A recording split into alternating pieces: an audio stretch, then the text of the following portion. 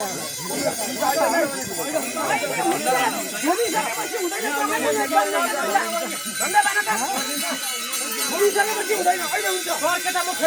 पनि राखेको छ ए लगाउँदै गरेको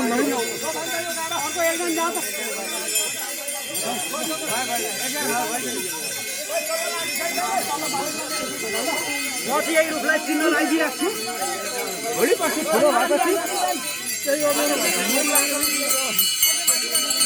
यही लसमा यो रातो धर्को हानेर साँपतिर सुनमा